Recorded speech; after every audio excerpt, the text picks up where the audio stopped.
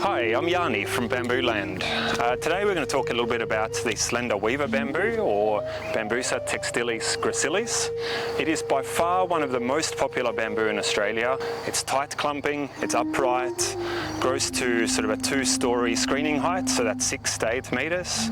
It's cold tolerant, grows well really anywhere in Australia, from the far tropics right down to Victoria, South Australia, even frost areas, handles frost quite well. Like I said, naturally grows to about 6 to 8 metres, but right here we are keeping it pruned to about 4 metres in height, which is something you can actually do to all bamboo. You can maintain their height by cutting the tops off.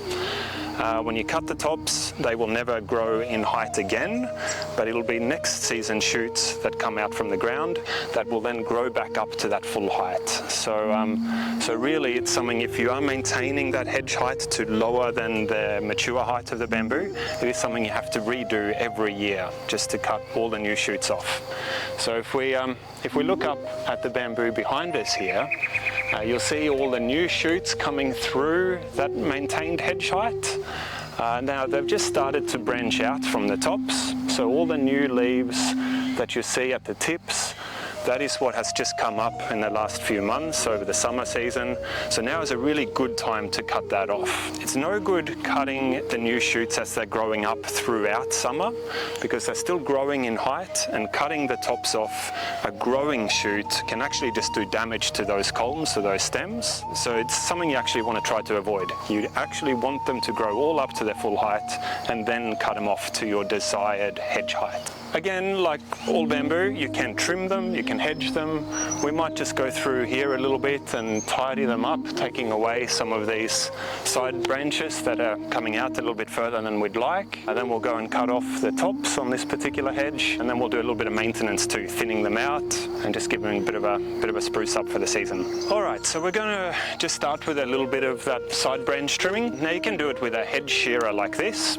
Any normal hedge shearer, doesn't have to be a pole shearer like this one. Even old hand shears, you know, old traditional style will do the job. Just a little bit more work, and really it depends on how much you have to do. But with this particular one, this is a battery operated one. It's pretty quick and easy just to tidy up the bamboo a little bit.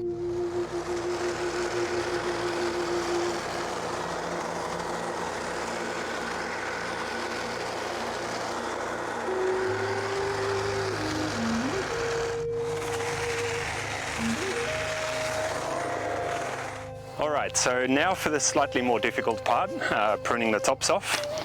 Now, being at 4 metres, we've got a pretty good ladder here that makes it very possible to trim just from the ladder. In some of the other areas we have in the gardens, we actually use a scissor lift to maintain some of them. But where you can, ladder's absolutely fine, does the job. So we'll get up there and we'll make a start.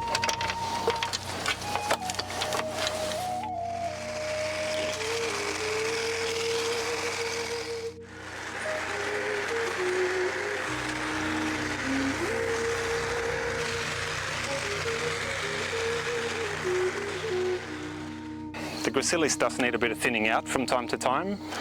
So, as I said, new shoots grow up every season, and eventually those older shoots will start dying out.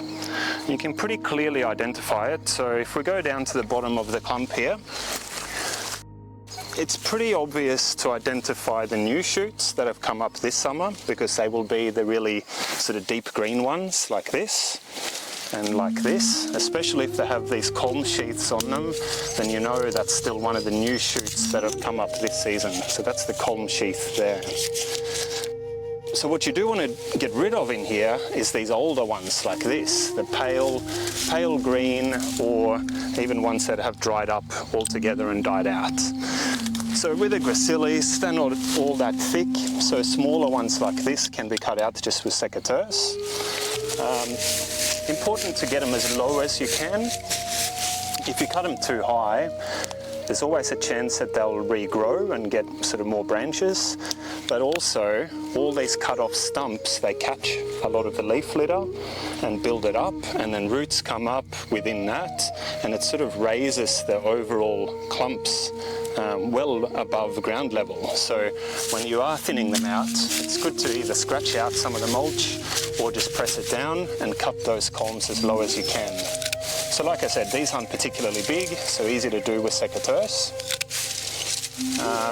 Gets a little bit harder as you go into the clumps, and at that point we'll just pull these out of the way. It's good to do this as a two-person job. You can have one person down at ground level cutting and another person pulling them away.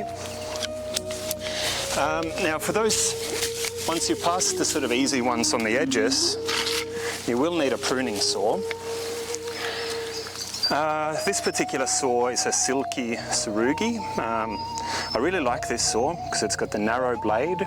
It's good to get into tight clumps like this. You can get into the center and just with short back and forward strokes, you can cut out all the ones in the center. The tsurugi has quite a thick blade, which is quite unique to this particular one, and I like that because then the narrow profile and the thick blade gives it plenty of strength and rigidity and less risk of snapping.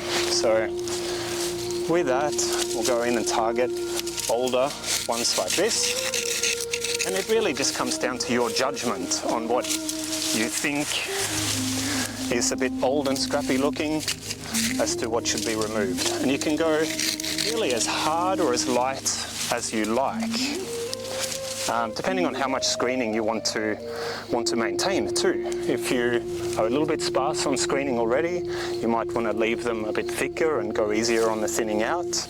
But if you really want to open it up and let some more light in, then just go a bit harder. So it really doesn't take long. A couple of saw strokes on each one and just pull them out like that. And you can see, like, it doesn't take long.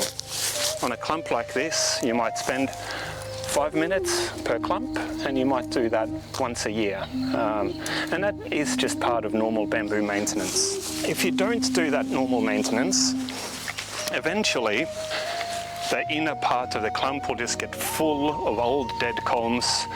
They start dying within the clumps, eventually then falling out and making the whole thing look just another mess, you know. So really, it is important just to do that little bit of maintenance.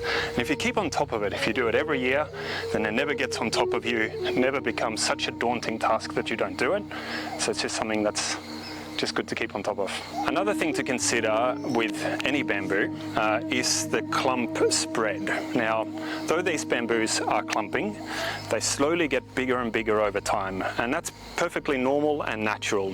New shoots come up every year, and they come up beside last year's culms. So from an existing culm, you get a new rhizome coming up directly beside last year, and with each year's consecutive growth, the clump gets that little bit bigger in diameter with each season.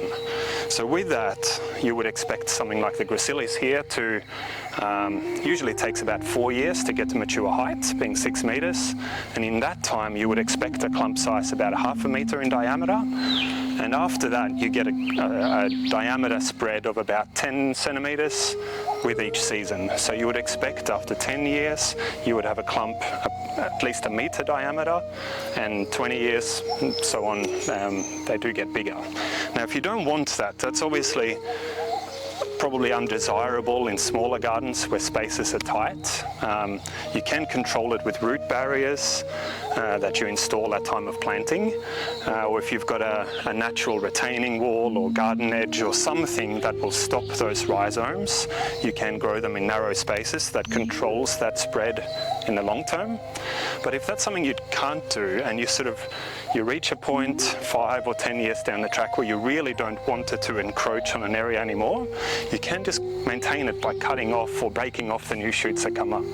So if we have a look down at a clump like this, you would find the new shoots coming up through summer. Like this is now autumn, so there's no new shoots here. They're already up at full height. But you'll find the new shoots coming up mostly around the outside perimeter of the clump like this. As they come up, they are soft and brittle. They're really not woody at all and easy to break off. So just kicking them with your feet, or just snapping them off, or cutting them off with a little pruning saw, that will stop them for that entire year. So if you didn't, in this example here, if I didn't want the bamboo coming further this way, keep breaking off all the new shoots that come up on this side of the clump and let them grow up within the clump and in the row itself. And that way you can sort of almost naturally control their spread and keep them to the size that you want. So if you are thinking of planting bamboo, you might have been doing some research and you come across a heap of negativity online about why not to plant it. Generally, you start reading those comments or that feedback, it always comes down to the mess bamboo produces. No doubt there will be some leaf litter, but with proper maintenance, that leaf litter really can be kept to a minimum. Leaf litter from a bamboo like this really only comes from the old culms that are dying, naturally dying within the clumps.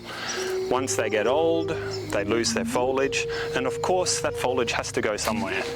So part of what we've talked about here, about maintaining them, about thinning them out, that is to remove those old culms, those old stems, before they die within the clumps, and therefore you reduce that leaf litter before it actually becomes leaf litter. So always keeping nice, fresh, healthy culms within the clumps.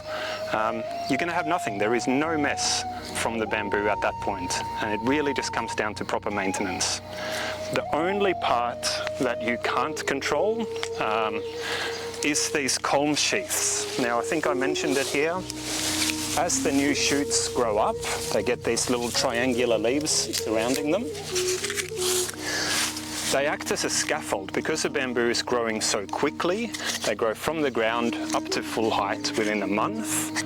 They're quite soft and fleshy and fragile, and these culm sheaths act as a bit of a scaffold, giving some strength.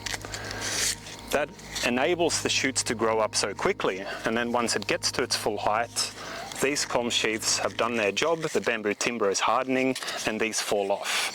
And that's probably the main concern that people have. These end up in your pool or blowing over your neighbours and into a patio area.